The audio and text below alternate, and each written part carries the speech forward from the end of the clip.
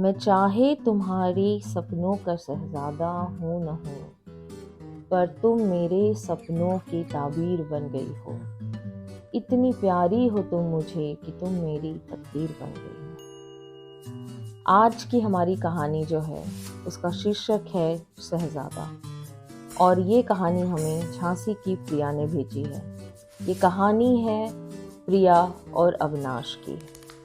आज प्रिया हॉस्पिटल में है और उनके हस्बैंड अविनाश रूम के बाहर इधर उधर परेशान होकर जो है वो वॉक कर रहे हैं। तभी नर्स आकर अविनाश को लड़की होने की खुशखबरी देती है। अविनाश खुशी से बावला हो जाता है। उसे समझ नहीं आता कि वो कैसे रिएक्ट करे। उसकी आंखों में खुशी के आंसू आ जाते हैं और वो दौड़कर प्रिया के पास जाता है, उसे जोर से गले लगा लेता है। फिर प्रिया कुछ देर खामोश रहती है, लेकिन अविनाश के बाहों में कुछ देर बाद फूट फूट कर रोने लगती है और बार बार सिर्फ और सिर्फ एक ही बात कहती है, क्या अविनाश तुम मुझे माफ़ कर पाओगे? I am so sorry Avinash, मैंने बहुत जो है वो गलतियाँ की हैं। क्या तुम उन गलतियों को भुला पाओगे? क्या तुम मुझे अपना पाओगे? मुझे माफ़ कर दो अविनाश। और अविनाश सिर्फ और सिर्फ एक ही बात कहता है, अब कुछ मत कहो प्रिया, सब ठीक हो गया है। आज मैं बहुत खुश हूँ। मुझे सिर्फ तुमने बेटी ही नहीं दी, आज मुझे मेरी प्रिया भी मुझे वापस मिल गई। तो बस चुप रहो प्रिया और मुझे ये मोमेंट एंजॉय करना।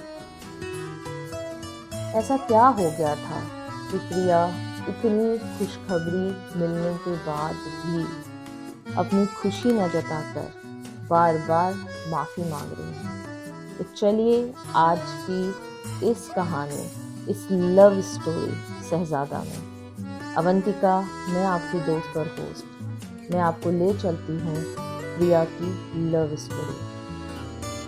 प्रिया जो है वो झांसी उत्तर प्रदेश की रहने वाली है। बहुत ही खूबसूरत, बहुत ही खूबसूरत, शब्दों में शायद मैं बयान नहीं कर सकती। और बहुत ही जिंदादिल, हंसमुख और ढेर सारे सपनों के साथ वो अपना ग्रेजुएशन पूरा करती है। पढ़ाई लिखाई में भी प्रिया बहुत अच्छी थी और दूसरे करिकुलर एक्टिविटीज़ में भी प्रिया बहुत अच्छी थी। चाहे स्पीच हो, डिबेट हो या कोई भी दूसरा डांस कंपटीशन या कोई भी प्रोग्राम हो, प्रिया बढ़ चढ़ कर उसमें भाग लेती थी। बहुत ही एक्सट्रोवर्ट, कभी भी दूसरों को बोलने में या दूसरों के सामने अपने जो है वो भाव एक्सप्रेस कर झकती नहीं थी। और बहुत ही बोल्ड लड़की, डिसीजन मेकर और थोड़ी सी चंचल, अपने माँ बाप की भी बहुत लाडली थी। अब प्रिया खुद जब इतनी अच्छी हो तो उसके सपने भी कितने सारे होंगे। अपने होने वाले पति को लेकर भी उसके बहुत सारे अरमान, बहुत सारे सपने थे। वो अपने सपनों का शहजादा चाहती थी। वो हमेशा सपने देखती थी कि मेरा होने वाला हस्बैंड बहुत अमीर ही नहीं, बोल्ड भी होगा, जिंदा दिल भी होगा और मेरे साथ हमेशा दोस्तों जैसा ही जो है वो व्यवहार करेगा। और भी बहुत सारे सपने जैसे इस उम्र की लड़कियां अक्सर देखा करती हैं। पढ़ाई में ग्रेजुएशन हो चुकी थी, अब वो मास्टर्स की तैयारी कर रही थी। मास्टर्स करने के लिए वो बाहर जाना चाहती थी, लेकिन कुछ माता पिता ऐसे भी होते हैं जिनको ये लगता है कि शादी के बाद ही लड़की का जीवन जो है वो सुरक्षित और खुशहाल होता है। इसलिए वो प्रिया की शादी करने का मन बनाते हैं और प्रिया को समझाते हैं, बेटा पढ़ाई तो शादी के बाद भी हो सकती है। वो इस बात से खुश नहीं होती, वो और पढ़ना चाहती है, अपने सपने जीना चाहती है, लेकिन माँ बाप के प्रेशर में वो शादी के लिए हाँ कर देती। अब माता पिता प्रिया के लिए लड़के देखना शुरू कर देते हैं। कभी किसी की फ़ोटो, कभी किसी की फ़ोटो, कोई डॉक्टर है, कोई लॉयर है, इस तरीके से वो प्रिया को बहुत सारे लड़कों के फ़ोटोज़ दिखाते हैं। अब प्रिया के सपने इतने ऊंचे रहते हैं कि लड़कों को नापसंद करती जाती है। मिलना मिलाना भी होता है, उनसे बातचीत भी होती है, लेकिन कोई भी प्रिया के सपनों पर खरा नहीं उतरता। इस तरीके से 2-3 साल यूं ही निकल जाते हैं, गुजर जाते हैं। अब माता पिता ज़्यादा इंतज़ार करने को तैयार नहीं हैं, तो वो डिसीज़न लेते हैं कि हम जिस लड़के से कहेंगे और तुम्हारी बेहतरी हम ज़्यादा अच्छे से समझते हैं, उसी लड़के से तुम्हें शादी करनी है। प्रिया काफ़ी नाराज़ होती है, पैर पटकती हुई वहाँ से चली जाती है और उसे लगता है कि माँ बाप जो हैं वो सिर्फ डराने के लिए, धमकाने के लिए ऐसी बातें करते हैं। कुछ दिन में उसका गुस्सा शांत हो जाता है। अचानक एक दिन प्रिया की माँ उसके सामने एक तस्वीर रखती है और कहती है, बेटा ये फ़ोटो देखो, कैसा लग रहा है लड़का। लड़के का चेहरा जो है वो देखकर प्रिया मुंह बनाती है, ये कौन है माँ? ये तो देखने में भी हैंडसम नहीं, सांवला सा दिख रहा है, क्यों दिखा रही है ये फोटो? माँ कहती है कि तुम्हारे पिताजी ने इसी के साथ तुम्हारी शादी तय कर दी। उसका मन प्रिया का ये मानने को तैयार ही नहीं है कि ये वो लड़का है जिसके साथ वो अपना पूरा जीवन बिताने जा रही है। वो नहीं मानती, बोलती माँ मजाक मत करो, ये हो ही नहीं सकता, ये तो देखने में भी उतना अच्छा नहीं है। माँ उसे समझाने की कोशिश करती है, बेटा इस लड़के का नाम अविनाश है, अच्छा खासा बिजनेस है, घर परिवार बहुत ही अच्छा है, माँ बाप भी बहुत सुलझे हुए हैं, अपने माता पिता का इकलौता बेटा है, इस घर में तुम राज करोगी, बहुत खुश रहोगी और ये लोग तुम्हारी आगे की पढ़ाई भी करवाना चाहते हैं। अगर इनकी बहू नौकरी करे तो इन्हें कोई परेशानी भी नहीं, ऐसा घर ढूंढने से भी नहीं मिलेगा प्रिया, इस रिश्ते के लिए हाँ कहती। प्रिया कहती है, नहीं माँ ऐसा नहीं हो सकता, मैं इस लड़के से शादी नहीं कर सकती। वो दृढ़ है, वो मना कर देती है, लेकिन माँ जो है वो वहाँ फोटो रखकर चुपचाप चली जाती है, कहती हुई जो मन हो वो करो, तुम्हारे पिताजी बिल्कुल भी नहीं मानेंगे। प्रिया अब रात में सोचती है कि जब पिताजी वापस आएंगे तो मैं उनसे बात करूंगी, मैं इस लड़के से शादी नहीं कर सकती, मैं इसके साथ अपना पूरा जीवन नहीं बिता सकती। और वो पिताजी के आने का इंतजार करती है। रात में जब पिताजी वापस आते हैं तो प्रिया उनसे कहती है, पिताजी ये कैसा लड़का चुना है आपने? आप मुझे देखिए और इसे देखिए, क्या हम साथ में अच्छे दिखेंगे? ये देखने में भी अच्छा नहीं है, मेरी सहेलियां भी इससे शादी ना करें और आपने मुझ जैसी सुंदर लड़की की शादी उसके साथ की। कहीं ना कहीं थोड़ा सा अभिमान रहता है प्रिया के बारे में। उसके पिताजी सुन रहे होते हैं, फिर शांत रहकर उसके पिताजी बोलते हैं, प्रिया बैठो बेटा और मेरी बात सुनो। सिर्फ शरीर की सुंदरता ही सब कुछ नहीं होती। मैं जानता हूँ और मैं मिला हूँ उस लड़के से, बहुत सुलझा हुआ, बहुत शांत स्वभाव का है और वो तुम्हें ज़रूर समझेगा, तुम उसके साथ बहुत अच्छा जीवन बिताओगे।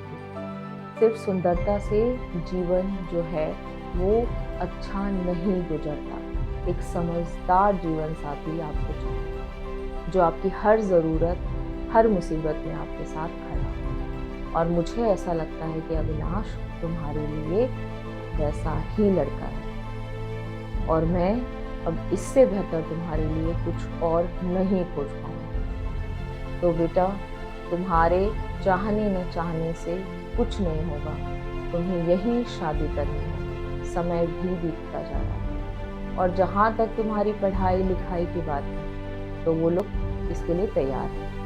तो तुम शादी की तैयारियां करो। और उस दिन वो खाना भी नहीं खाती और चुपचाप वहां से चली जाती। उसका गुस्सा देखकर माता पिता कुछ दिन चुप रहते हैं कि कुछ समय में उसका दिमाग जो है खुद ही शांत हो जाएगा, और वो शादियों की तैयारी में जुट जाते हैं। शादी की तैयारी होने लगती है। अब वो समय भी आ गया है जिस दिन उसकी सगाई है। सगाई के दिन भी प्रिया खुश नहीं है, लेकिन माँ बाप के दबाव में सगाई के लिए तैयार हो जाती है। उसकी सखियां भी इस बात को समझ जाती हैं, लेकिन वो भी समझाने की कोशिश करते हैं प्रिया को, पर प्रिया किसी की भी सुनने को तैयार नहीं होती। सगाई भी हो जाती है। अभी भी प्रिया नाराज है।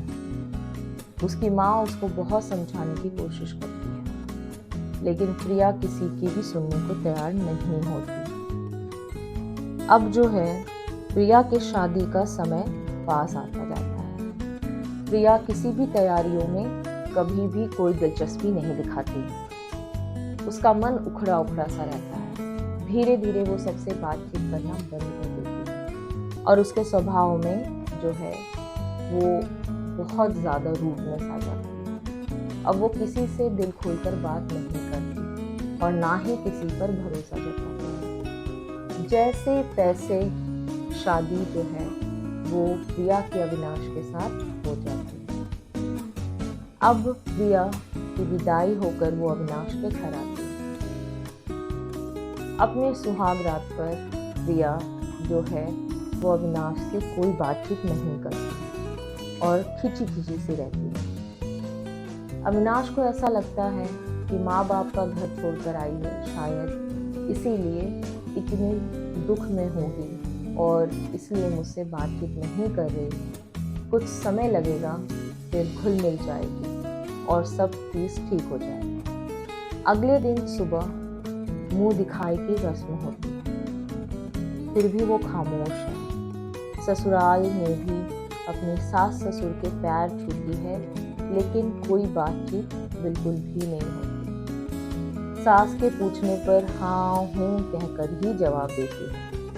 अभी भी व्यवहार वैसा ही प्रिया का रूप है, और अविनाश के साथ बैठने में या उसके साथ खड़े होने में उसे कोई खुशी नहीं है। वो बार बार उसके चेहरे की तरफ देखती है और उसे लगता है क्या पाप किया था मैंने, जो इस तरह के जो अपीयरेंस है वैसे लड़के से मेरी शादी हो गई। अविनाश को चीजें समझ नहीं आती, लेकिन धीरे धीरे समय बीतता जाता है।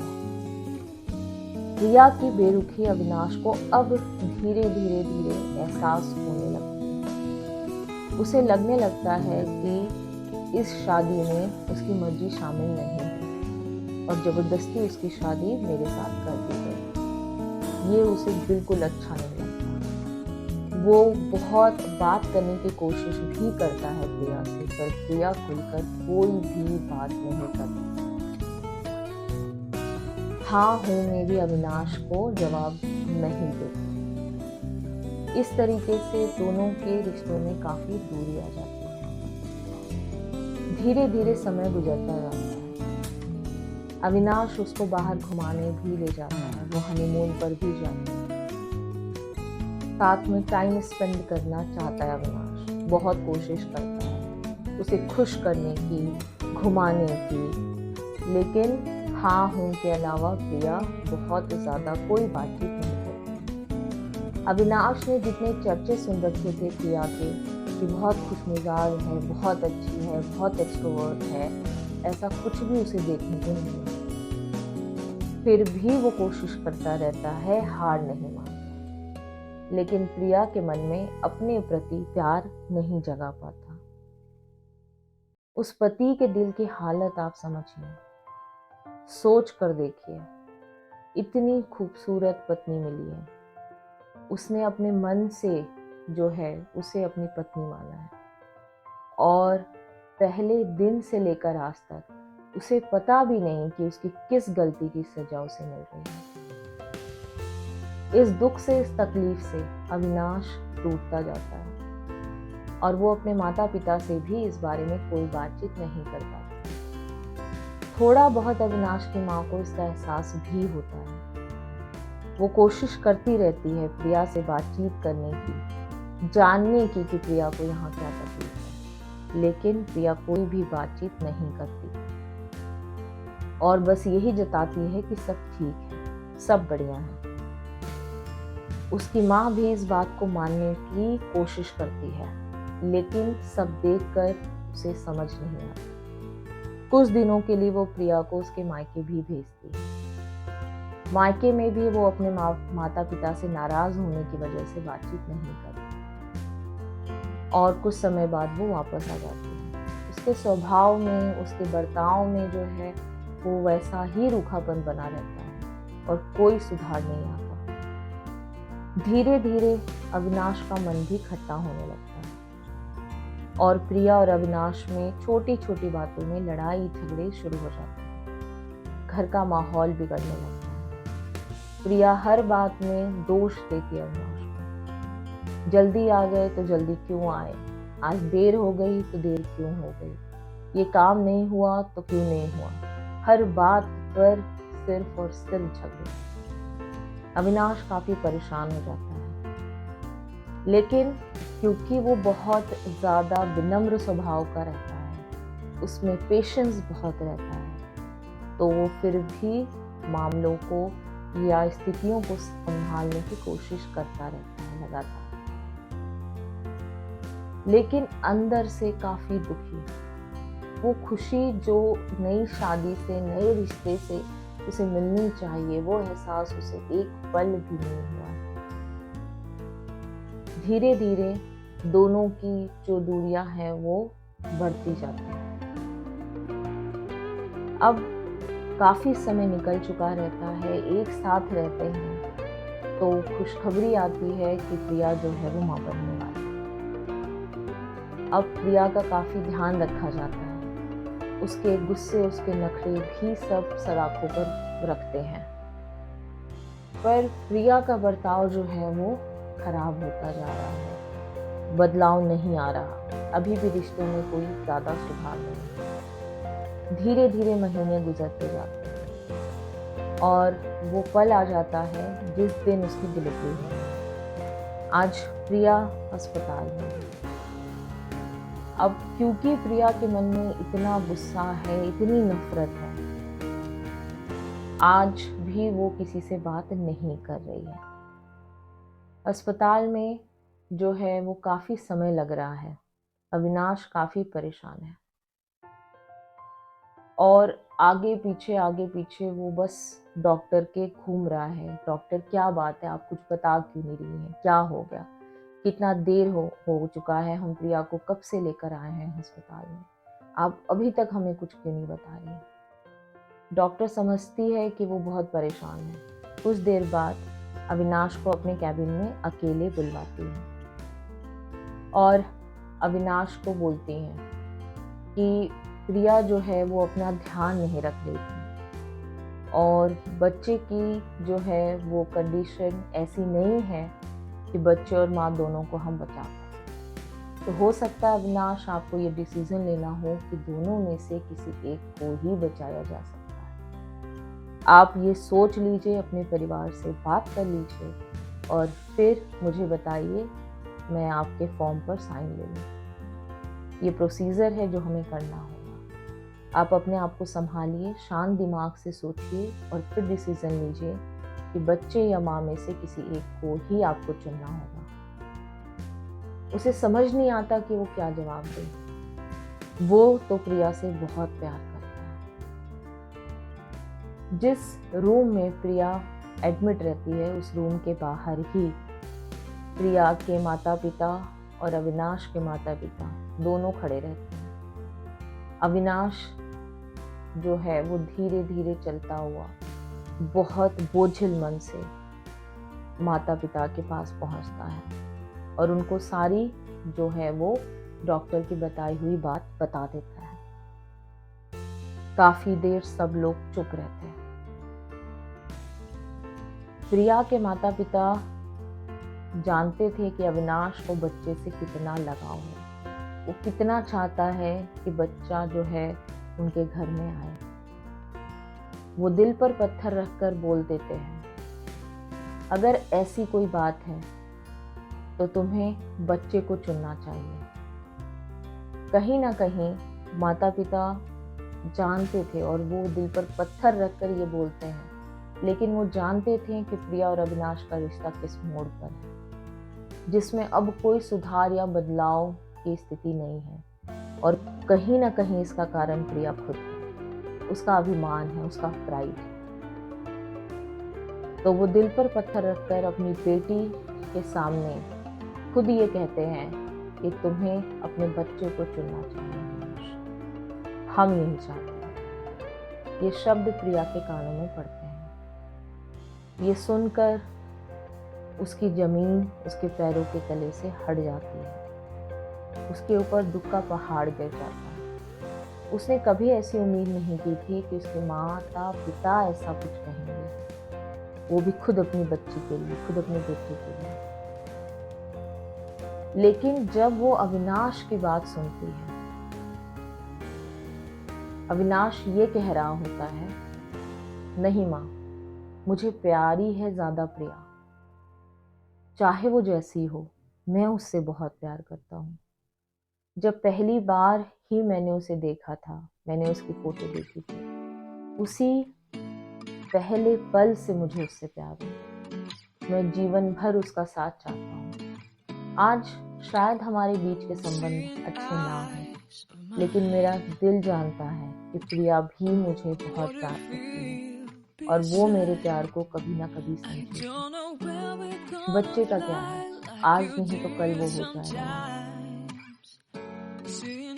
प्रिया की माँ जानती थी कि अविनाश कितना डेस्परेट था अपने बच्चे के लिए, कितनी उम्मीदें सजाई थी उसने, और शायद वो कहीं ना कहीं बिखर जाता अगर आज वो अपना बच्चा खो देता। लेकिन वो अविनाश की ये बात सुनकर उसे खुद इतना गर्व होता है अपने दामाद के ऊपर कि वो शब्दों में बयान नहीं कर सकता। सभी बहुत परेशान होते हैं, लेकिन अविनाश सबको मना लेता है कि अगर ऐसी कोई कंडीशन आई तो हम प्रिया को ही चुनेंगे, और वो फॉर्म पर कांपते हाथों से साइन कर देता है। भगवान की ही कृपा रहती है कि अविनाश का प्यार रहता है कि बच्ची और माँ दोनों स्वस्थ हैं। आज उनके घर में लक्ष्मी पधारी है, और यही वो दिन है जिस दिन प्रिया समझ जाती है अविनाश के प्यार। वो समझ जाती है कि इस रूप रंग से कुछ नहीं, आपका साथ जो कभी न छूटे, ऐसा साथी आज प्रिया को मिल चुका था। और वो समझ गई थी कि ऊपरी बनावट या दिखावे से कुछ नहीं, मन से अविनाश को आज अपना लेती, और शायद इसीलिए वो बार बार माफी मांगती। इसके बाद प्रिया और अविनाश अपनी बिटिया के साथ, अपनी परी के साथ एक खुशहाल जीवन बिताते हैं, और आज भी वो एक दूसरे को इतना प्यार करते हैं जैसे प्रिया को उसके सपनों का शहजादा मिला। इस स्टोरी के साथ, इस सच्ची प्रेम कहानी के साथ मैं उम्मीद करती हूँ कि आप लोग भी ये बात समझ गए हैं कि जो आपका हर मोड़ पर साथ दे वही आपका शहजादा है, ना कि जो देखने में अच्छा हो, खूबसूरत हो। इस बात का ध्यान आप और मैं हमेशा रखेंगे। ऊपरी खूबसूरती नहीं, मन की खूबसूरती को देखिए। आप अपना वो जीवन, सच्चा जीवन साथी ढूंढने की कोशिश करिए, और भगवान करे हर किसी को अविनाश जैसा जीवन साथी उसका मिले। इसी थॉट के साथ, इसी प्रेयर के साथ मैं आपसे विदा लेती हूँ। From my side, bye for now. See you with next story. Thanks for listening.